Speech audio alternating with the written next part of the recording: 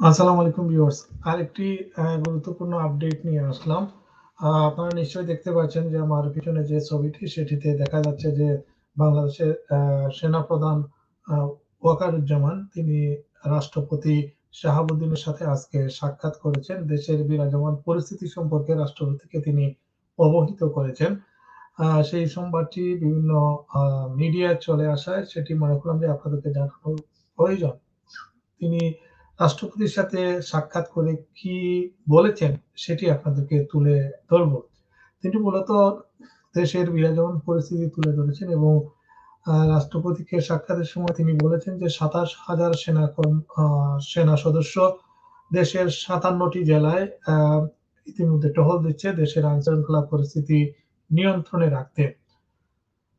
বঙ্গভবনে সাক্ষাৎকালে সেনাবাহিনীর প্রধান দেশে বিরাজমান পরিস্থিতি এবং সেনাবাহিনীর কার্যক্রম সম্পর্কে রাষ্ট্রপতিকে অবহিত করেন। তিনি জানান, ঢাকা সহ দেশের ৫৭ জেলায় ২৭,০০০ সেনা সদস্য মোতায়েন করা হয়েছে। তিনি আরো জানান, দেশের আইনশৃঙ্খলা রক্ষা ও যানবাহনের নিরাপত্তা নিশ্চিত করতে সেনা সদস্যরা বেসামরিক প্রশাসনকে সহযোগিতা করছে। আইনশৃঙ্খলা পরিস্থিতি স্বাভাবিক করতে যতদিন প্রয়োজন ততদিন সেনা সদস্যরা মাঠে থাকবে বলে জানান সেনাপ্রধান।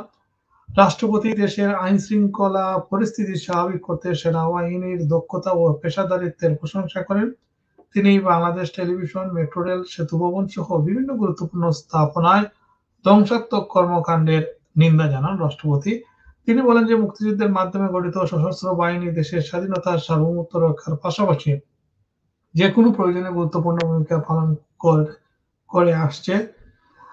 স্বাধীনতা বিরোধী চক্র এই ধ্বংসযজ্ঞের মাধ্যমে তাদের হীনস্বার্থ কায়েমের পাশাপাশি দেশের উন্নয়নকে ধ্বংস করতে চেয়েছিল।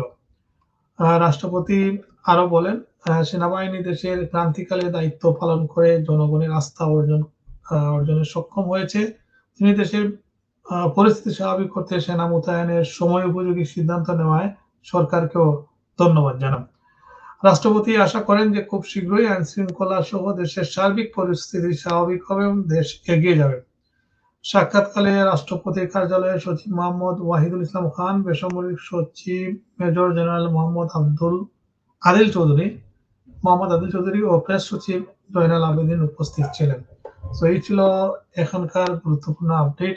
আরো কোনো আপডেট থাকলে অবশ্যই আপনাদের সম্মুখে তুলে ধরবো। অবশ্যই আপনারা জানেন যে দেশে সীমিত পর্যায়ে ইন্টারনেট চালু হয়েছে।